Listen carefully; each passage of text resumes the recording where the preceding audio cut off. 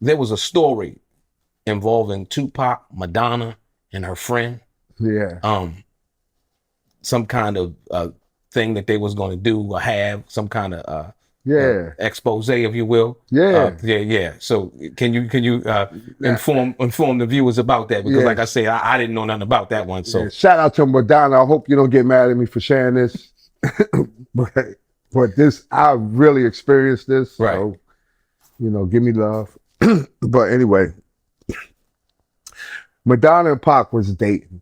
Okay. Right. And Madonna, when we was living in California, we was living in this place called the Oakwoods. And Pac had a phone in the Oakwoods in his apartment. And she used to call, and if she didn't get Pac, she would leave a message on his voicemail. Right. And this was like you said, the old days when you pick up the phone and you call your voice message and it reads back the voicemail to you. Right. And I used to check his voicemails. You should check Tupac's voicemail. Yeah, that was my job. I used to check his voicemail. Okay. And one voicemail was from Madonna. And man, I listened to it. And I was sober. You know what I'm saying? It was early in the day. Right. I hadn't had no liquor, nothing. Right. And I listened to it with a clear mind. And dude, it was like the most sexy, high level, seductive type of voicemail that I ever heard in my life. Mm-hmm. And it was like, it wasn't like, what's the word?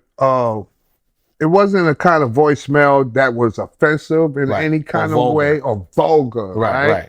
It was just this pure sexuality that I heard come out of her voice. Mm-hmm. Honest sexuality. Right. But clever. Right. Full of cleverness, full of subtext. Right. It was dope, man. Right. And I listened to it and I was like, yo, this chick is bad. I was like, yo. And I told Pop, yo, she just left you a voicemail. Go listen to it. And he listened to it. And she had invited him to come to New York. Mm-hmm. And I remember Pop came back and told me, yo, she wants me to come to New York. She's going to send me to a private jet to pick me up. And I'm going to go to New York and see Madonna. I said, cool. I wish I could go. Right. Said, nah, you can't go. Yeah, here's some weed. He gave me a pound of weed. Right. Sell his weed. Right. While I go, so you can have money and shit. Right. So he gave me a pound of weed. Right. And he left and went to New York. He went to an airport where there was a private jet waiting for him. Right. Wow. And he bought it and went to New York. Now, when he gets back, he tells me what happened. And he says he gets to Madonna's house, her apartment, and there's another lady there. Beautiful girl. He describes her to me, and I knew immediately who he was talking about. There was this lady that used to be with Madonna at all her photo shoots. Right. Not photo shoots, but wherever you saw her in paparazzi, wherever paparazzi was following her, there was this girl that was always with Madonna that had a short, dark haircut. She was very pretty, nice built, you know, and she was bad. Right. And that was the girl. Okay. I say, really? He said, yeah, man. And Madonna was sitting on this side of him and the other girl was sitting on this side of him. And they must have freaked him out because they was talking about tossing him up. Okay. You know what I'm saying? They wanted to have a threesome with him. Okay. Yeah. Wow. And it blew his mind, man. Wow. You know what I'm saying? Like he couldn't go through with it from what he told me. He told me this. I'm not making this up. Right. He told me I had to get out of there, man, because, you know, I didn't know what to do. Right. He was intimidated. I think a threesome sounds more appealing in the story aspect of it. Mm-hmm. But when it comes down to actually doing it, it's a whole nother thing. A lot of people you got a lot of people that's going to watch this right now and say, well, if I would have.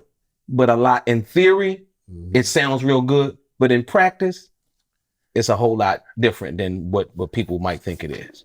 I agree with that analysis for 2 or 3 reasons. One is because, you know, it may be an erotic fantasy for most of us. Right. We think about it as a fantasy, but when it actually comes, you know, when it actually go down, nah, we ain't gonna do that. Most of us, or some of us, that's the truth, right? Also, you know, Madonna is this mega superstar even then. Like this is 1992. Madonna is an established mega superstar. Right. She's unique.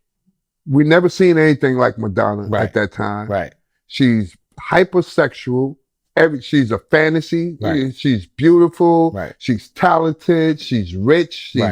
She's all these things that Pac isn't. Right. Right. At that time.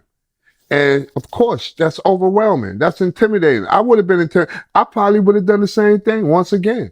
You know, like these two, well, I ain't got nothing for them. You know what I'm saying? Right. And I think that's how he felt. Right. And I would never forget when he got back, he told me the story and he was like, man, I don't know what to do with her because she likes me and I like her, but she's just too much for me. She was like on another level. Right. As far as just being a woman, you know, and a woman in the And she spotlight. was older than Tupac. She was older than him. Absolutely. Way older than him. Right. You know? Right. So her experience level was. I think she's like 65 now. Pac would just be turning 52. Yeah, 52. Something. Yeah, 52. You know what I'm saying? So she was way older than him. She was much mature. She was much more clever.